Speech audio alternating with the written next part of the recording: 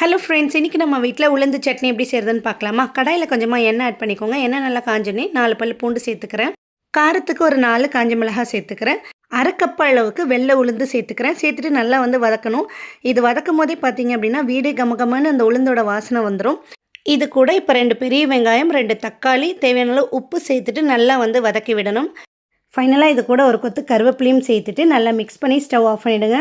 இந்த உளுந்து சட்னி அடிக்கடிக்கு நம்ம செஞ்சு சாப்பிட்றனால நம்ம போன்ஸ்க்கு ரொம்ப ரொம்ப நல்லது, ஹெல்த்தியாகவும் இருக்கும்.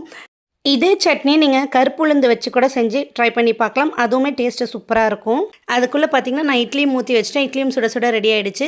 இப்போ ஆறுனதுக்கப்புறமா சட்னி அரைச்சலாம். கண்டிப்பாக தாளிப்பு ரொம்ப ரொம்ப முக்கியம். கடாயில் கொஞ்சமாக எண்ணெய் கடுகு சேர்த்துட்டு சட்னி அரைச்சதை தாளிச்சிட்டிங்க அப்படின்னா சூப்பரான சுவையில் உளுந்து சட்னி ரெடி. எப்படி இருக்குன்னு கண்டிப்பாக செஞ்சு பார்த்துட்டு கமெண்ட் பண்ணுங்கள். என் ஹஸ்பண்டோட ரியாக்ஷன் பாருங்கள். இந்த வீடியோ பிடிச்சிருந்தா மறக்காம ஒரு சின்ன லைக் கொடுங்க. அப்படி நம்ம சேனலை சப்ஸ்கிரைப் பண்ணி சப்போர்ட் பண்ணுங்கள். நெக்ஸ்ட் வீடியோவில் பார்க்கலாம். தேங்க்யூ, பாய்.